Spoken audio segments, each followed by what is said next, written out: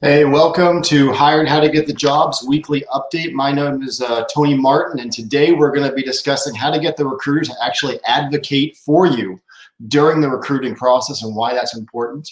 We're going to be talking with my buddy Steve Happel, who actually is a 12-year HR professional and was unfortunately laid off on April 27th. But we're going to talk a little bit to him about his journey from being employed for 12 years in an HR role to where he came to today and kind of what that was like. And I think that'll resonate with a lot of you.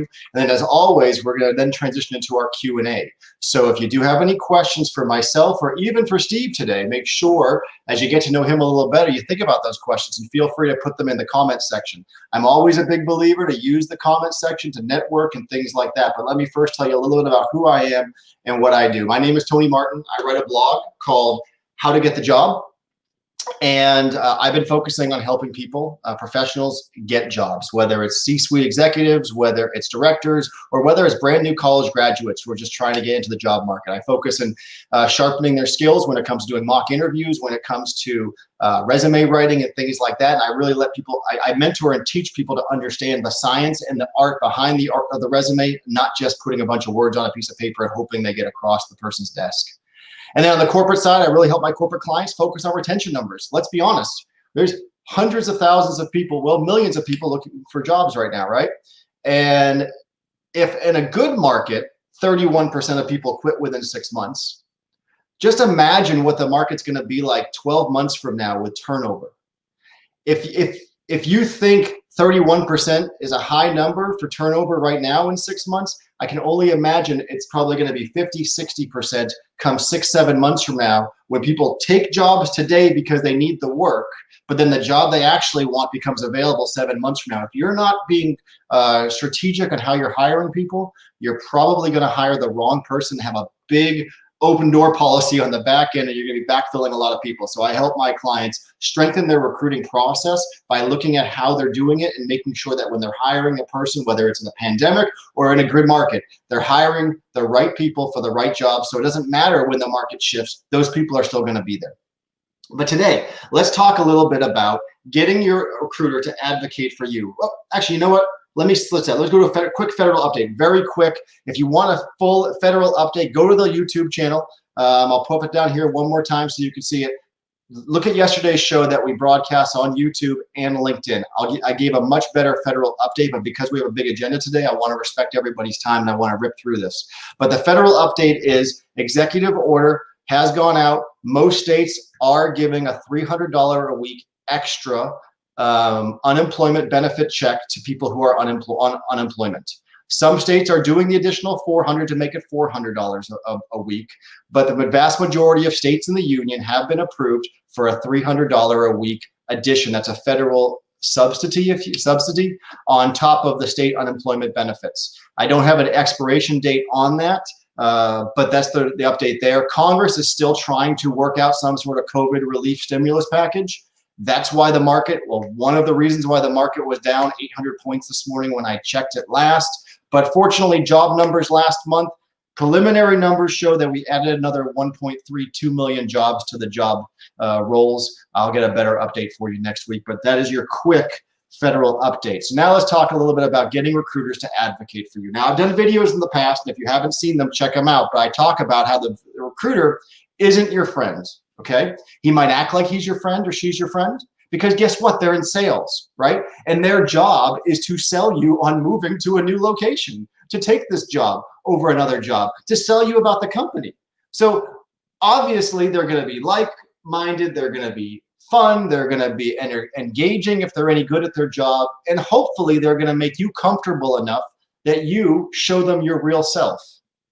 Now, depending on what your real self looks like, that might be a bad thing or a good thing. I'm a big believer that, frankly, you should be yourself on every interview. You should be genuine and authentic, not just because you come across better, but for the main reason you're going to be more likely to be a fit in that organization. I have been in many interviews where I realized I wasn't the right person for the role or I wasn't excited about it, but I still told them as excitedly as I could about myself. And then afterwards, I kind of talked to the recruiter and figured out how to best move forward in the situation. But that's kind of the first thing you want to do. You want to make sure that you're being honest and upfront with your recruiter. So there's 3 ways really to get them to advocate for you, okay? The first one is make their life easy. I can't tell you how often when I'm in an interview process with a candidate, I'd give them a call. I'd be like, hey, tomorrow, are you available at 2 o'clock for an interview? Well, I'm not available tomorrow at 2. Well, how about 3 o'clock? Well, no. Well, how about Thursday at 3? No, Friday at 2. Can you make it 1:30? Bottom line, I've given you 4 options to interview with me. You've applied to the job. If you can't make an interview work and you can't prioritize the interview in your life schedule, then I'm willing to bet that you can't prioritize this job. And if you can't prioritize this job, I can't prioritize you in the job. So chances are we're going to move forward because I just don't care about you that much yet. We've talked about how the recruiter doesn't care about you, right? They don't, at least not yet. You got to get them to care about you. So the first thing you do to get them to advocate for you and care for you is don't be difficult. If I give you a couple of interview time options, make one of them work. Unless there's a big deal going on that you really can't, then be honest. But if you could possibly make something work, make it work. Don't give me a bunch of problems, okay? Next thing, make my life easy as a recruiter. Filling out forms. I am often going to send you a background check form. I'm often going to send you certain types of forms that I would like for you to fill out. If you come back and say, look, I don't have a scanner, or I don't have this, I don't have that, I don't care. I don't care what problems are holding you back from filling out a form. And if you can't figure out how to fill out a form in the 21st century digitally, or at least take a picture of it and email it to me, you're probably not the right guy for my company, most likely. Next, certs. How often do you ask for a copy of a driver's license? Pretty often. When I worked for offshore recruiting companies, we were looking for all of these types of training certificates. And the individual would say, well, I can't scan it. Or, look, I don't care. Take a picture. Bottom line, make my life easier, okay, when it comes to interviewing you, onboarding you, all of those things. Because if you can't, then I'm willing to bet you can't make the hiring manager's life easier. And I'm already forming my opinion about you on the first moment I call you. The first syllables out of your mouth, I start forming my opinion about you, and I'm starting to judge you. Whether I want to or not, I'm already judging you. So make sure that what I'm judging is an agreeable individual who I want to go to bat for. That's the first thing. The second thing is be sensitive about time. And I don't just mean be on time for the interviews. That is crucially and critically important. But I also mean make sure that you are picking up on the fact that when you're interviewing with somebody, if they're disengaging with you, okay? We've all been around the office and we've all worked with that individual that just will not stop talking. I am probably that individual, pretty often not. But I do make eye contact with people, and I do figure out pretty quickly, all right, they've stopped looking at me. They're typing on their computer. They're kind of glancing up at me. They clearly don't care about what I'm saying anymore. Let me land my plane and move on. When you're interviewing, it's the same exact thing. If they're asking you a lot of follow-up questions, make sure you're giving up follow-up context information. If they've stopped asking you follow-up questions, you've probably hit enough information. So you can kind of figure it out during the interview with how engaged they are, not just by their body language, but what they're actually saying and communicating back for you. If they're asking a whole bunch of follow-up questions that you probably should have answered, then you're realizing that you're not telling them enough. And make sure you do fill in more gaps for the next questions. But if they don't have ever any follow-up questions, all right, talk a little bit faster or say less words. Lastly, when it comes to that too, make sure that if you pick up on the verbal cues, when they say, hey, I only got 10 more minutes left, I got 3 more questions to get through, so we got to make this quick. Pick up on that. Let them get through it faster. Answer questions shorter. And then the last thing I'll say to making your recruiter's life a little easier and letting them advocate for you is research the company you're with. So often I'd interview somebody and they would say, I know that your company does this. And I'd be like, actually, we don't. First of all, come across with humility. Say, I think. But know it, really know what my company does. So when I'm talking to you about the company, you can actually intelligently talk back. So we can actually skip ahead from the first date back and forth and kind of move into the meat and potatoes of a relationship that I'm trying to interview you for, a position I'm trying to interview for in a relationship, by knowing that you already know the baseline of information that I normally have to cover with average candidates. Because here is the truth, guys.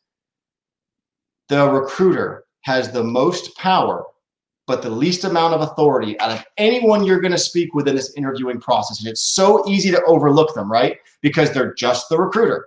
But they have the most amount of power because they are the only person that's talking to everybody who's in the process, who's made it to a phone call or an email.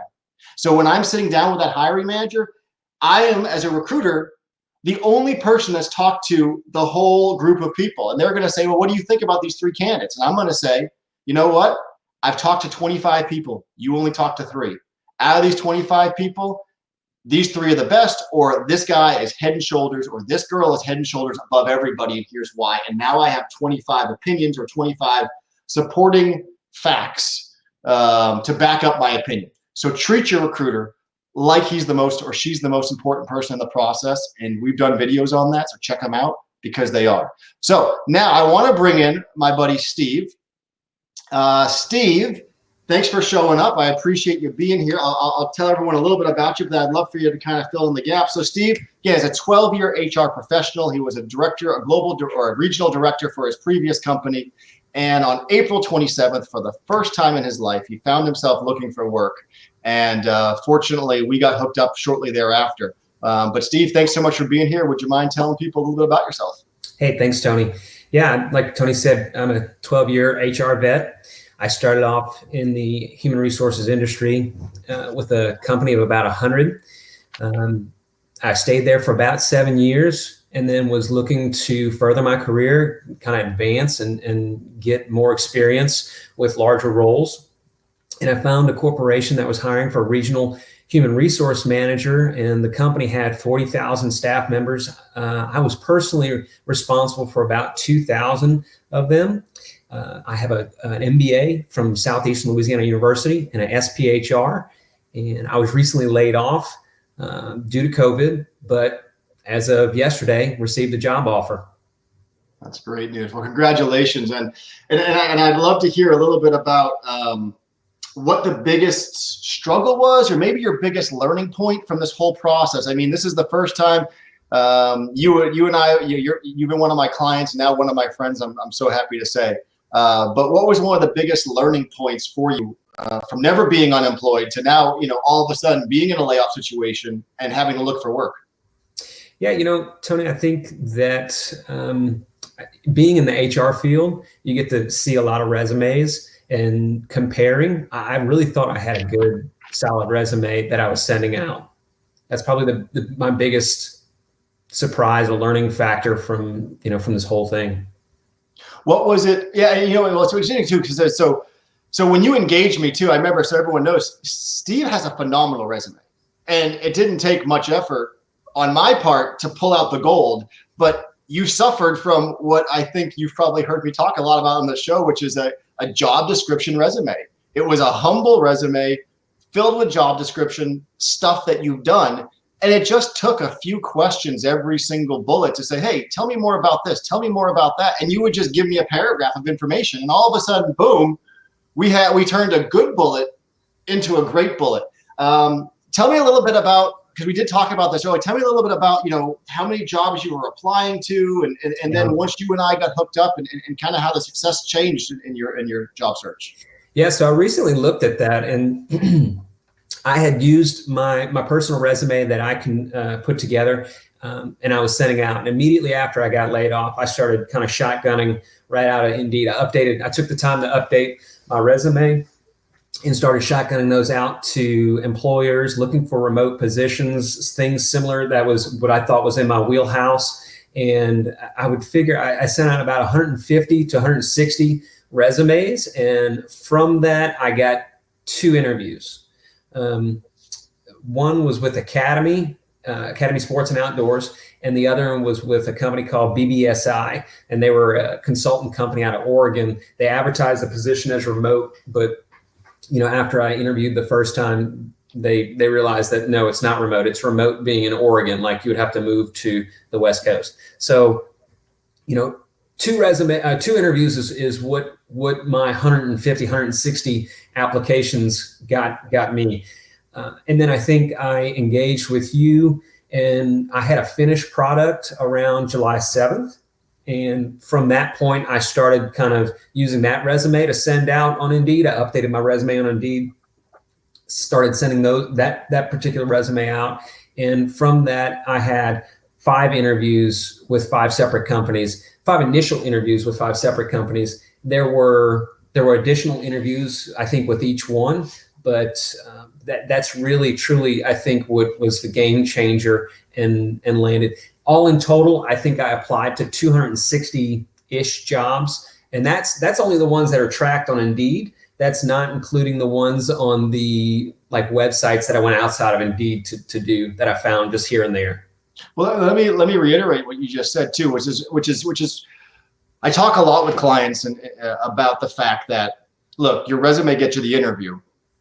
And right now during COVID-19 times, I am going to guess that maybe 1% response rate is probably normal, which means you send out 100 resumes, you hopefully get one interview.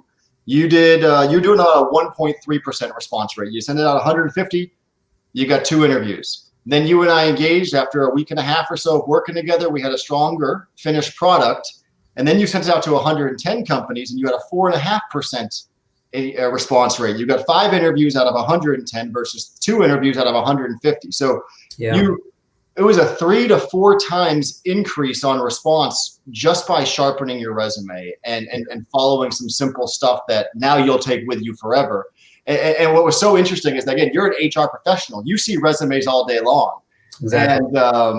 And you just, sometimes you just don't put them on. You don't have the same goggles as someone who is trying to write them with a purpose when you're trying, because when you're reading them, you're just kind of going through it. You're reading them and you're hiring people and moving on. So, well, that's fantastic. Well, I appreciate that. Well, we're now going to go into our Q&A section. So if you do have any questions, make sure you put them in the comments. I'll make sure I pull you up. Hi, Warren. Good to see you, my friend. But like I said, Steve's going to be available for questions too. So if you have a question for Steve, feel free to ask him. And I am going to ask another question to you, Steve, if that's okay. Sure. Maybe to put you on the spot. But during the process that, again, you're an HR guy. You've been doing it for 12 years. We connect. What was the most valuable piece of information that perhaps you learned through working with me? Yeah, I think, I guess the story comes from the parables, right? Or our learning comes from the parables. And, I'll give you a story here, is that, I would oftentimes have an interview scheduled. I'd do the interview. And after the interview, friends and family that knew I was interviewing would say, well, hey man, how did it go? And I was always in the mindset of, I rocked it. I mean, I know I have the interview skills. I know I'm fabulous at being able to communicate my skills and abilities. And I would tell them I rocked it, but that was just the recruiter.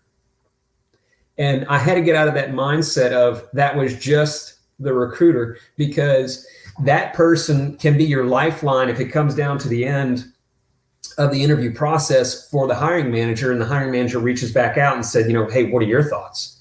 And I made sure in my follow-up emails after my interview, especially to the recruiter, to thank them, to make sure that they know, especially in the HR role for me, how much I value them and their position and their insight when it comes to their job. So, just following up with them, making sure that they know that they're important and I value their time, I think was probably the biggest piece that I got away from that. I got from you. And then additionally to that, the carbon copying the recruiter on any follow-up emails thereafter with the hiring manager. Yeah, it's interesting that today you and I were talking. So for anyone that doesn't know, Steve reached out. Me and Steve, we check in once a week. I check in on him. He lives in Louisiana. The hurricane just came through, and thank God you and your family are just fine. Yeah. But I checked in on him, and we just keep engaged, and that's what I do with my clients and my friends. And he was like, "Hey, I got a job offer." And I was like, "Oh, I'd love to have you on the show, kind of celebrate that." And while we were talking about this, the whole having the recruiter advocate for you, I kind of decided on Monday I was going to make that part of the show, and then the fact that was the biggest takeaway for you just kind of made today kind of work out very nicely. So I appreciate you being here. Thank you. You're welcome. And hey, man, if you don't mind, I have a question I'd like to lead us off with that's kind of very pertinent to me, being that I have a job offer and I've also had these other folks interview me that I haven't closed the loop with. What are my obligations now that I have a job offer and I have 2 other companies that I have I've sort of courted there in an interview process that I have not closed the loop with yet? Well, I'm going to ask you a whole bunch of follow-up questions because I don't believe anyone can give any solid advice without really knowing the context behind it. And since I have someone live on the forum, when did you engage with both of these companies, or when was the last interview? And was the last interview the first interview? So there was one that was an EEO investigator, and I initially did that interview with them on August 11th. Okay. And then I've had sort of a weekly touch point with them to check back in. And are you reaching out to them, or are they reaching out to you? The initial time was me reaching out to her, and then the last 2 times was her reaching out to me. Okay. So she's checking in with you weekly. Yeah. Okay. So in this situation, because you built a relationship, and it's only the recruiter, right? Correct. She's a recruiter. Okay, I would reach out to her. You've built a relationship. She's going out of her way to check in with you every single week. I don't believe in closing a door too soon, but because it's just the recruiter, to use your term now, but because it's the recruiter who understands offers happen, offers fall through, all these things happen, I would call her. I would call her today and say, hey, so-and-so, I wanted to give you a quick update. Do you have a second? Yeah, hey, I got an offer. I accepted it yesterday. I'm planning on starting. I think you're going to start next week. I'm planning on starting on this date. Obviously, nothing is final until I'm finally in the chair, but I just wanted to give you the courtesy to let you know that I was that I think I'm going to be moving forward with another opportunity. But again, I don't want to turn this opportunity off either because I'm really excited about it. And if something fell through, but I just wanted to give you that courtesy because I know you probably got a board with 3 or 4 candidates on it. I'm hopefully one of them. And I want you to be able to check my name off as a potentially gone off the board type of person. Gotcha. Now, with the other one, tell me a little bit about that one. When did you interview with them? I interviewed with them on August 25th. Okay. And it was a panel interview with the head of the department and the director of people or human resources, really. So there's multiple people in that interview. Yes, sir. Okay. And that was just a week ago, right? I guess yeah. August 25th. What was that? And they sort of told me in that interview that I was the first person. Don't expect anything back from us for about 2 weeks. Okay. So that was 8 days ago or 9 days ago. And 2 weeks would be roughly when you're starting at your new company. Correct. So this is a great scenario here where you can't just give a blanket statement and expect it to be right for every scenario. There has to be follow-up questions because in this scenario, I would say don't do anything. Don't close that door because it's not the recruiter, because it's a hiring manager or some leaders in that company. You don't want to turn them off prematurely. They might take things more personal because they don't understand the business of hiring. They're just in their business and they want to hire somebody, but that's not their business. So they don't understand the business of people per se. So in that scenario, I would wait until my first day because that's within their 2-week boundary. They've already tried to kind of push you away and say, hey, look, we're going to follow up with you in a couple of weeks, maybe. Once we know some more, you're the first person. So I don't want to reach out to them and close that door until I'm starting on payroll. Does that make sense? Sure, absolutely. Cool. But so for everyone watching, that's kind of a great example of kind of how if you call me or you got somebody you want some advice, I'm going to ask you a bunch of follow-ups often because I need to make sure that I really understand it because every scenario is different. And I often say I hate absolute statements, and I can probably poke holes in absolute statements. Whenever somebody says you should never do this or you should always do that, I can probably find a reason why you shouldn't. So make sure you get good advice. All right, so Steve, I'm going to drop you down. I'm going to go through some questions from clients. We got 7 more minutes. So if anyone who's watching live wants to ask a question for me or Steve on anything, we'll say that. I will put your question up and I will at least read it. I will not promise I will answer it if it's not appropriate. But anyway, I'll drop Steve down. We're both HR people, but we don't get offended either. I'll see you in a few minutes, Steve. All right, so let me continue on here with some more questions. Josue in Cyprus asked me, what should I put on my skills section of my resume? Now, first of all, Josue, what I told you this week when we chatted, and I'll tell everybody, your skills section is not really what you should put in your skills section, it's where you should put your skills section. And I kind of believe for most of us, your skills section should go in the trash and be taken off your resume. Here's why, okay? Unless you are an engineer or a computer person, For the most part, I feel like the skills section is worthless. For those individuals where it's very technical and you want to have certain types of pieces of equipment or software or different things that you've worked on, I don't think your skills section is very relevant, because often in skills sections, what do we see? We see project manager, we see team leader, we see motivated, we see accountable, we see all these catchphrases that may mean nothing. If you say accountable, what the hell does that mean? Okay, you're accountable to what? Or I see project management. Now, that's cool, but unless I see a comma PMP after your name as a certified project manager, I don't necessarily know where on the scale of 1 to 10 of knowledge you are. You could just be a guy that coordinated a couple of projects, or you could be someone that ran a $50 million project, but because you just put a word there, just nothing. I would much rather, and which is what I do with my clients, we turn those words into bullets in the bottom. Far too often, I'll see these great words on top. Here's a great one I see a lot too, is, like a leader, transformative leader. There is not a single bullet on their resume about being a leader, about leading a team, about mentoring somebody, about helping someone get promoted. But they put leader. Well, great. They know the word leadership and they know what it means. But I don't know if they're any good at it. I just know you know a whole bunch of words. So in my opinion, skills sections just tell me you have a good vocabulary, but doesn't actually tell me if you actually know how to produce what the skill is representing. Hope that kind of makes a little sense. Next question I got was Sarah from Boston. How do you answer the question, what do you want to make now? Now, Steve, if you want to jump in on this too, once in a while, I know that we all, as HR, my opinion is you're going to get asked this question in the interview. What do you want to make? Now, in some states, they'll ask you, what were you making? I think that's a much tamer question, but in some states, that's actually an illegal question, and you can't technically ask it. But I think it's easier to say what you do make. But when you get asked the inevitable question, which 90% of the time will happen on a phone screen, you cannot say I'm open. If you say I'm open, you know what it tells me?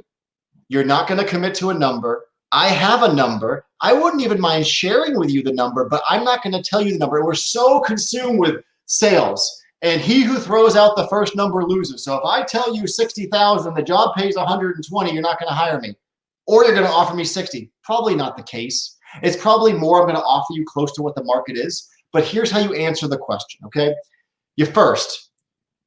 When you're applying to the job, after you've applied, you're going to go to 4 websites. You're going to go to Indeed, salary.com, payscale.com, Glassdoor. I'll say it 2 more times. You go to Indeed, Payscale, Salary, and Glassdoor.com. Payscale.com, Salary.com, Glassdoor, and Indeed. You go to those 4 websites and you search for what the job pays. But believe it or not, a lot of these websites are going to give you information about what a analyst gets paid in the Houston market or the Kansas City market, in oil and gas, or maybe even at the specific company. And you're going to get all these pieces of information that are going to give you a range. And it's going to say somewhere between $68,000 and $92,000 a year. So then I would plant my flag in the middle. And I would say, 73, 74,000, I'm guessing, hopefully somewhere about there. I'm going to say, when I get asked the question, because now I've done my research and I think it's somewhere about $74,000 a year. They ask me the question, what are you looking to make? I'm not going to say what I'm looking to make. I'm going to say, from what my research shows, I think this job pays somewhere about $74,000 a year, and that seems reasonable from where I'm sitting, from what I see. Am I correct? Or something like that. You're going to ping it back to the recruiter who you're speaking with. This is going to allow you the opportunity to then maybe get some immediate feedback if you're off target or on target. But more importantly, it hasn't disqualified you for anything, because they can easily come back and go, actually, it's $55,000. Oh, okay, well, tell me more about it. And then you can quickly pivot and go, oh, that makes sense if you're open to it. Or actually, it's $120,000. Really? Okay, can you tell me a little bit more about the responsibilities? Either way, it's given you a comfortable way of actually getting more information. And then most importantly, at the very end, let's pretend you say 74,000. They don't say anything at all. They say, okay, good. Yeah, you're inside the range, which sometimes happens. They write it down. A month later, you get your offer. And the offer, ironically, is $76,000. It's $2,000 more than you asked for. You want to know why? Because maybe the range was actually 70 to 85. And you said 74, and we're going to give you a little bit more so you know that we're not scraping the bottom of the barrel, but at the same time, you're going to feel valued. Now, you might feel like you're now you're now stuck. You can't counter. False. You can counter because of the way you approach the question on the first interview. By saying, I think the job should pay this, a month later when you get the offer for $2,000 more than you asked for or proposed what it should be worth, you can then say, hey, I was really kind of hoping for 82,000. And they can go, well, what do you mean, Tony? You said 74. Well, honestly, a month ago, I had a job description. I had a one-sheet job description. And after talking with Joe and Steve and Tom, it turns out that my team isn't a team of 2, it's a team of 7. And I have 2 direct reports, but I have a total team of 7. And it's actually now doing more strategy. And I had a P&L responsibility. I thought of 100,000, but it's actually $1 million. I think there was a typo. I mean, bottom line, you can justify now why you think you should be getting more. And they can still say, no, it's going to be this, but you can comfortably say that and say, well, I've learned a lot more over the past month about this role, and you guys have learned a lot more over the past month about me. Now, here's the truth too. If they're giving you an offer, they probably have a backup, but they don't like their backup as much as you. So you have some leverage. You're not going to say, I don't want that offer, but you can say, hey, I think it should be worth a little more. Is there any wiggle room? I've done that before. And I'd say I'd say 85% of the people that I have recruited as an executive have done that exact same thing. Now, there's certain positions where the budget is the budget, and everybody on the vessel, the drill ship, makes the same in these lateral roles. And that's just the way it is. But outside of that, that's pretty normal. Steve, do you have anything to add to that? I'm going to bring you back in, put you on the spot. Since you just went through this, right? You just got an offer, you accepted it. I mean, anything you'd like to add? Yeah. I was going to say that, if you get into a situation in an interview where you failed to do your background research on either Glassdoor, Salary.com, Indeed, any of those, you can always ask, especially if it's a recruiter, you can always ask a recruiter, what's the range? And they're usually open to telling you the range. But if they ask you and you say 95,000 and it's really, caps out at 75,000, you're too far off and you won't ever be considered for that role. Yeah, and there's nothing because there's nothing you can say to make me counter at that point, because I'm already going to say, well, you said you're looking for 95, which means that you're just going to take this long enough till you find the job that pays 95, and then we're going to have a high turnover situation. So yeah, that's some great advice. So thanks for that, Steve. Yeah, no problem. All right. Well, I think that brings us to the conclusion of our show today. It goes by fast, but at least for me, maybe not for anyone watching, but it goes by fast. And Steve, wish you all the luck, man. Congratulations starting your next job next week. I look forward to hearing the updates as we continue our friendship. But to everybody else out there, please follow me on Facebook. Follow me on, I'm going to drop you off, Steve, but thanks so much again. I appreciate you, sir. Follow me on Facebook, follow me on Instagram. Make sure you are subscribing to my YouTube channel, Hired How to Get the Job. I try to give tips on all of these venues and platforms so that you can get better at the skills needed to get hired. And I hope you all have a great and safe weekend. And please connect with me, send me an email, send me your resume so I can help show you how to get the job. I'll see you next time.